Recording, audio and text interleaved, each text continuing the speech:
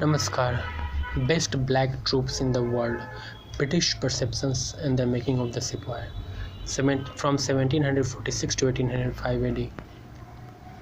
The principal prop of the British Indian Empire was the Sepoy army. Beginning in the 1990s, scholars like Shimalvi, Douglas Pearce, and David Omishi have shown interest in the Sepoy army as a social phenomenon. However, their focus is on the 19th century. Channa Wickramasinghe, in the book under review, a modified version of his PhD thesis at Monash University in Australia, shifts attention to the 18th century. The British recruited Indian peasants in order to reconstruct what Wickramasinghe terms a professional army. The author brings out the contrast between the Western model professional Sepoy army and its Indian opponents. The British introduced elements of the military revolution that occurred in early modern Europe.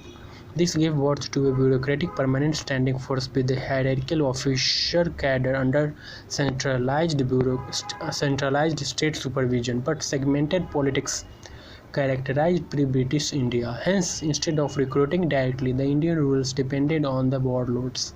The pre-British Indian armies were mainly conglomerations of warriors brought together by the semi-autonomous political chiefs. They were known as jobber commanders and were clan chiefs under landowners of the villages. This group negotiated with the rulers regarding terms and conditions of service of the men supplied by them. As a consequence, the soldiers were more loyal to their immediate chiefs, and this in turn resulted in frequent desertions and treacheries. However, the Sepoy army got rid of the jobber commanders and recruited peasants directly from the villages. Due to the fragmented structure of the indigenous states, claims Wickramasinghe, the Indian princely armies lacked a cohesive command apparatus. An ad hoc grouping of the various chiefs on the battlefield was the general rule. The deployment of the Indian warlords was shaped not so much by their experience of military combat as by the nature of their political alliance with the rulers. Due to the absence of military expertise on the part of the warlords, the soldiers of the Indian rulers fought as aggregates of individuals and not as cohesive bodies of soldiers. In contrast, a centralized command and control system was present in the Sepoy army. The induction of the British officers in the Sepoy regiments was a break with the Indian military tradition. The white officers constituted a professional body as they were not allowed to indulge in politics, private trade in return for a hierarchical career pattern. Thus, while the princely armies emphasized individual proficiency in arms, the Sepoy army under the direction of the white officer troop corps honed the corporate skills of warriors.